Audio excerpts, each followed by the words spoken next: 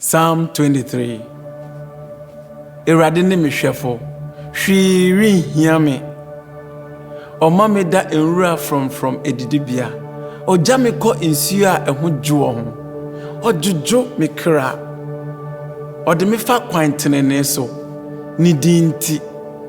Sɛ menam owuo esum kebii mu mpo a, mensuro, ɛfiri sɛ Awurade ɔne me na ɛwɔ hɔ. Wabaa ne opoma na ɛtenetene me. Wofɔ me ti ne ɛngo. Me kuruwa yɛ ma buru so. Yie ne adɔyɛ bɛdi m'akyi daa. Me nkwanna nyinaa na matena Awurade fie daa. Amen.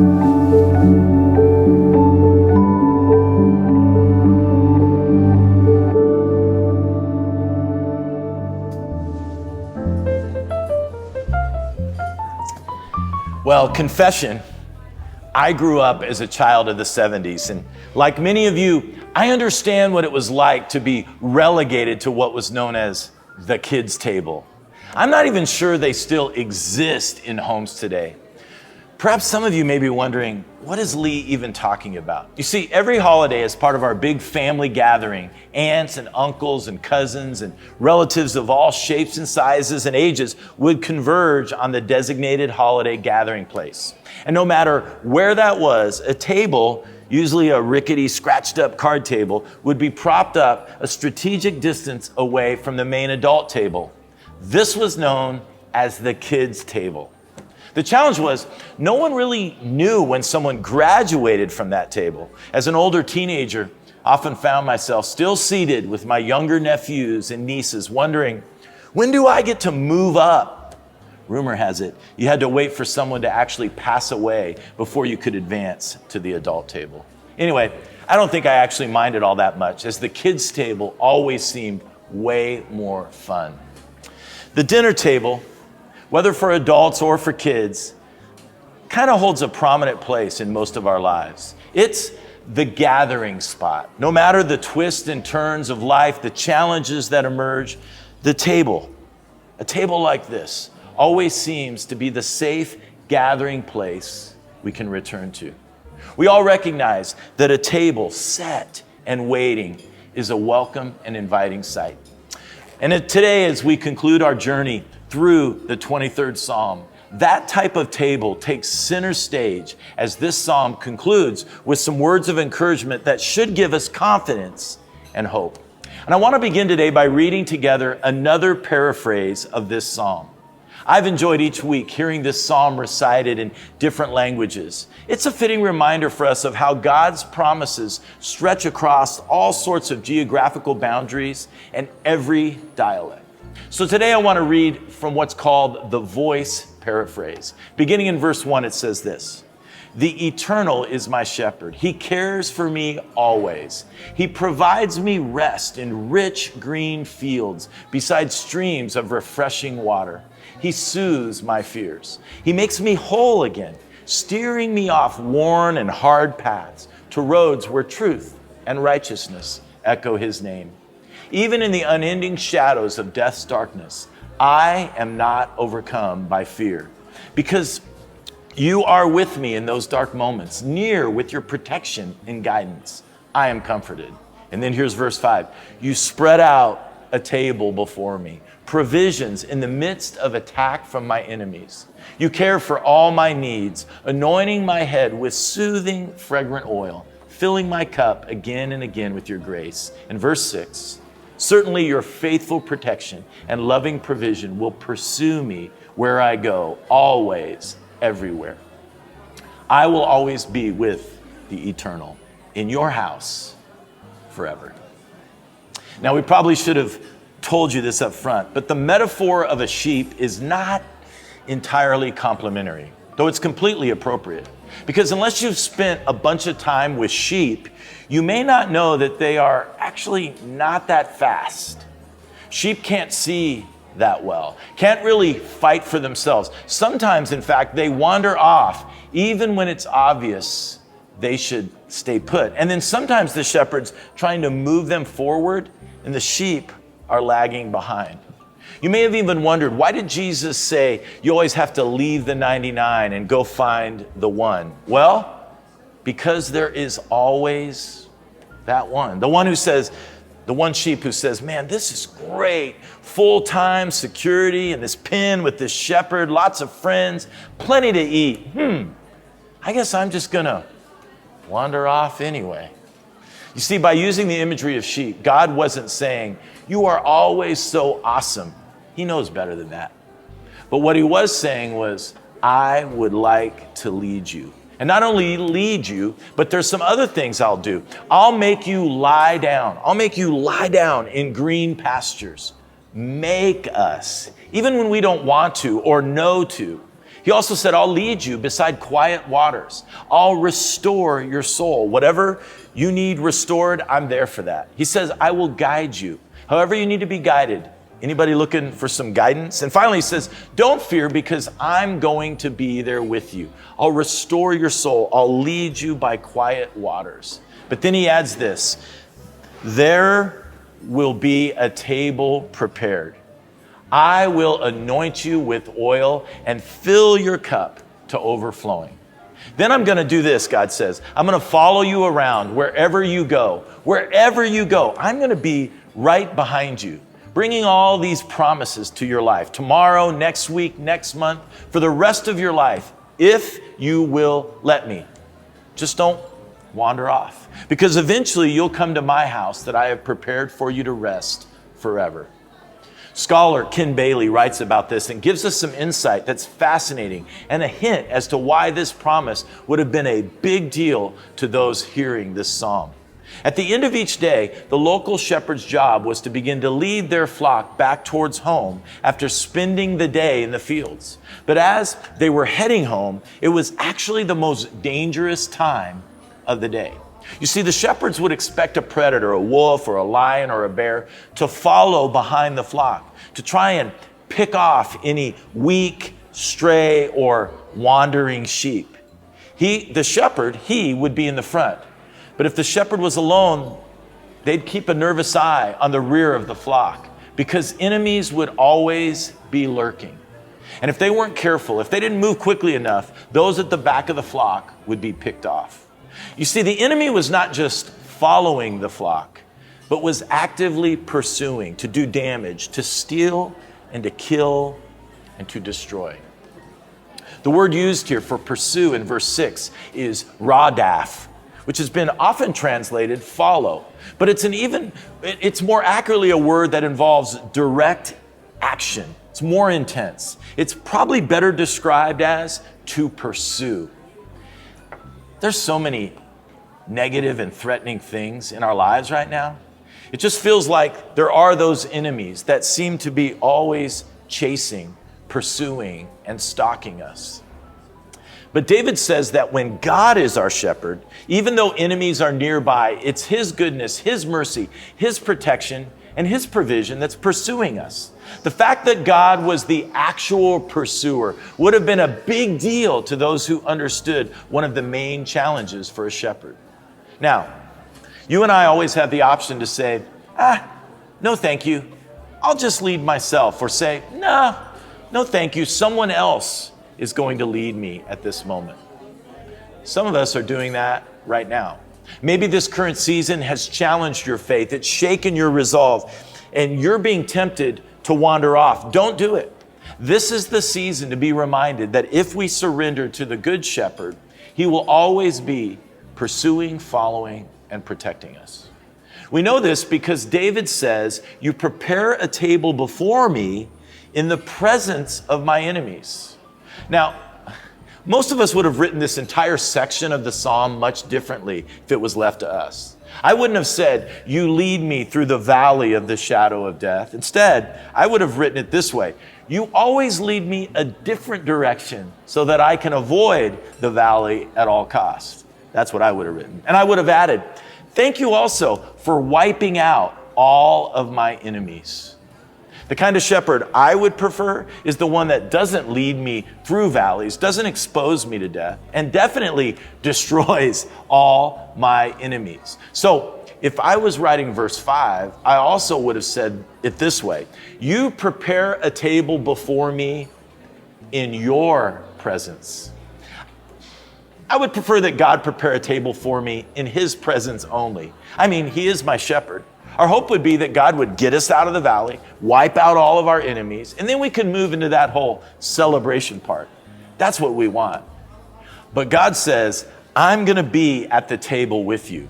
But we're going to do it. We're going to sit down in the midst of those enemies that stalk you and threaten you and intimidate you. It's not in their absence, but in their presence that you will know that God is there. And while you are surrounded, God says, you and I will be at the table together. And that's what makes my relationship with you so amazing.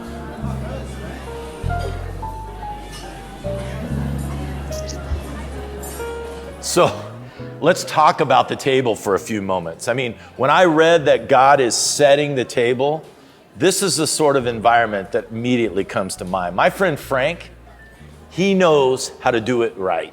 Everything that I need, everything that represents how he feels about me, everything that says we're going to sit together and have a feast is here at the table. This is showing us right now what our relationship with God is all about. This would have really meant something to the people who would have read this for the very first time, the 23rd Psalm. Because you understand, they lived in a desert, in a dry environment. We get that. So a table set with food like this and drink, cold water, this was really a precious commodity. So to put out a spread like this for somebody was the ultimate act of hospitality and goodness. You see, God doesn't have a scarcity mentality, and obviously neither does Frank, but a generous one. He's going to prepare a table like this and invite you and I to sit with him. Now, you maybe don't even know much about the songs that we sing or why we sing them. You may not know a lot about the scriptures we read or why they're important and we value them. And you may not even know a bunch about this Jesus that we talk about all the time and why we actually follow him. But every person, they know what this is. They know what this is, what the table is and what it represents. And this is what God is wanting to have with us and for us. But it's always possible that someone else will get to your table and interrupt your meal. A few years ago, my wife and I were having a dinner out. It was a special occasion. I believe it was her birthday. And as we were there, a couple was exiting the restaurant and they walked right by our table. And then they gave us the look. We call it the look. It's not a bad thing, but it's just a byproduct of living and pastoring in Las Vegas for almost 30 years. People sometimes recognize us. It's funny because for many years, I was kind of oblivious to what was going on. And people would give the look, and most of the time, I would just smile awkwardly. And so if I did that to you, I apologize. But I probably was unsure of whether we really recognized each other or not. However, confession is good for the soul. And with that in mind, I confess that there have been other moments when I got the look where my response was not so awesome, or what my wife would encourage. Way too many times there would be brief eye contact and then I would avoid the conversation or the interaction. So if that was you, I deeply apologize. I was just trying to get in and out of Chipotle, I guess.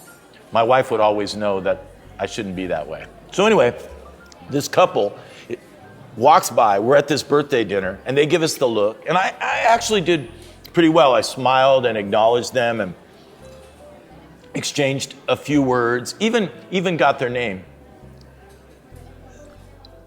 But that was only the beginning, because after the look, they locked in. Before we knew it, they had joined us. Yes, they had joined us at the table. And what was a moment stretched into minutes and beyond. I mean, they had lots of questions, and they saw it as an opportunity to get those questions answered. They were probably confident this was a God moment. I was confident It was not. Eventually, I explained that we were out for a special dinner, but they just weren't getting the hint, even when our food came. I mean, it was awkward. You've probably been there. Why? Because they weren't welcome. They were nice people, but they were not invited to the table. It was our table. It was our time, but they took a seat. They were present. So when we sit down with God, we have to know that there are other things that will try to invite themselves to that table if we allow it. Issues and circumstances that are enemies of what God wants to do in our lives. Enemies that pursue us, that stalk us. We talked about this, that surround us and want to separate us from the shepherd. So let me say this. Don't give your enemy a seat at the table. You may be surrounded by pressure and circumstances and situations, a diagnosis, depression, anxiety, addiction, a relationship that went bad, divorce, someone in your life's trying to undermine you, whatever it is that's pressing in on you. God said, I have prepared a table for you in the presence of all your enemies. And this is what following Jesus is all about. It is about this kind of relationship with him. In other words, I have prepared a table for you to sit with me, to talk, and to grow closer, despite the presence of your enemies. Isn't it amazing how fast the enemies in our life can try to insert themselves at our table? Isn't it amazing how fast we go from being connected to God to the enemy sitting at the table right next to us, between us and God? Just don't give the enemy a seat at your table. Jesus said it this way. He said, the thief comes only to steal and kill and destroy, but I have come that you may have life and have it to the full. His table is about life and life to the full. Any other table is about stealing, killing, destroying. Now, the enemy is most likely going to sit down and look pretty cool. Maybe looking like what you've been looking for, maybe sounding like what you've been listening for, telling you what you've been wanting desperately to hear. If that's the case, the enemy is at your table, looking to steal and to kill and to destroy. He's pursuing you to take you out. But God's pursuit of us looks entirely different. Jesus goes on in that same passage to say, I have come that you may have life and have it to the full. I am the good shepherd. And the good shepherd, Jesus says, lays down his life for the sheep. Translation, he gave his life in order to sit at the table with you and I. In order that your life would matter, that we wouldn't be filled with meaningless wandering, but that we would have the chance to actually live out our full purpose. That's what the shepherd wants for us. He's leading us towards that, and we'll keep pursuing after us. So I wonder today, can you just come and sit at this table? Maybe just reciprocate what God is wanting to do in your life. Maybe just look at him, his love, and his care for you. Just don't give the enemy a seat at your table. They may be present, but don't invite them to sit down. They're not invited. They don't deserve your attention or your energy. Fix your eyes on Jesus, the author and finisher of your faith, because our shepherd has prepared this table just for you. This is a beautiful picture. It's a beautiful picture of you sitting in the middle of all the nonsense of your life, the storms, the voices, and still being able to say, I'm okay. Because the shepherd is waiting for you at this table. So here's the question. Can you keep your eyes fixed on the presence of God, even when the presence of your enemies is all around? God prepares a table in the presence of my insecurity, in the presence of my deficit, in the presence of my addiction, in the presence of my confusion, in the presence of what I've lost, in the presence of the threat I may not make it, in the presence of my enemies. So just keep looking straight ahead. Keep looking at the shepherd, because he's here. He's always here. He's preparing, he's protecting, and he's pursuing. So come on, you're invited. Come to the table.